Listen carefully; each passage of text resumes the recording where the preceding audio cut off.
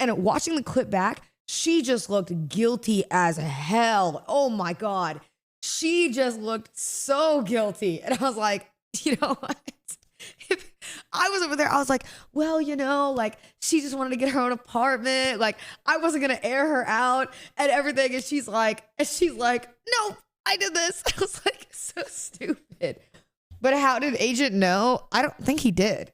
I think he was just like trying to stir the pot, because that's something that like a lot of people bring up all the time, is they're like, oh, why did we end up like moving out?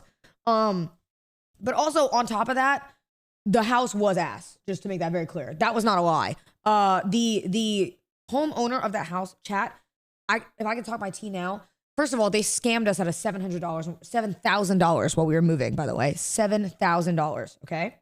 All right? Scammed us out of $7,000 because they claimed that the cleaning for the house, which we have photos of the house, was equivalent of $7,000, which makes zero sense. It doesn't even cost me this much to get this house cleaned, okay? Not only that, we went the entire upstairs of the house. We went having no hot water for 2 months. And it got to the point, I guess I can talk about it now. It got to the point where I threatened, I called the like place because they weren't responding to Waj. They weren't responding to Emily. They were barely responding to me. I called them one morning and I said, hey, and I said, legally, are you guys not required to get the hot water fixed? Because like, at what point are we just living in a house with no amenities, and you guys these are like basic living structures and you're supposed to get them done? And I said, and legally you are supposed to get them done. And they said, well, we just want to tell you that like we technically have been trying. And so legally that means that we are within our means because we've been doing everything we can. And they said the problem is the homeowner lived out of the country and wasn't responding to what they wanted. Now, mind you, I'm spilling all tea. Mind you, while we're moving out, okay, we're in the house, and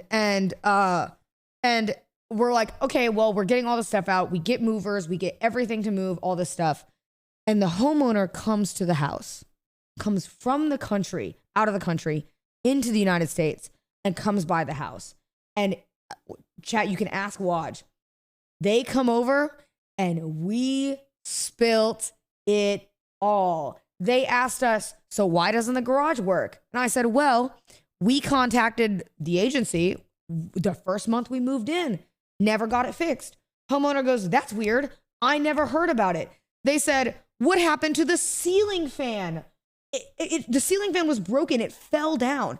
We said, well, told them to get it fixed. They never fixed it. What happened to the pool? Okay. Well, guess what? You got a new pool filter. Took them 3 months out of summer to get it fixed. Like, oh, snitched fully snitched.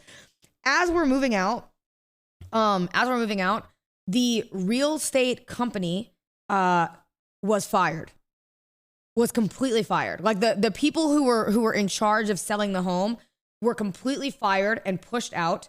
And then a new company came in and was asking us questions about the house so that they could do that. And then they came back and they said, by the way, we had to get the house fixed, and everything that we had to get fixed was $7,000. And I said, what? But by that point, we just didn't want to, Yo, hope you had a safe trip back home and to LA. By that point, it was so ass, you know what I'm saying? That like, I couldn't even, you know, it was just too much. Oh wait, there was another clip from Kai that we watched. Yeah, that house was terrible. We wouldn't have stayed in it even if like the doxing thing never happened. It was so bad, and like it makes me really sad because I actually really did love living with Emily and Waj. Like I look back on that and that was like one of my favorite times. So it makes me really sad that like, you know, it had to end, but it really did have to end. It is what it is. Wait, where's the tweet from yesterday? Hold up.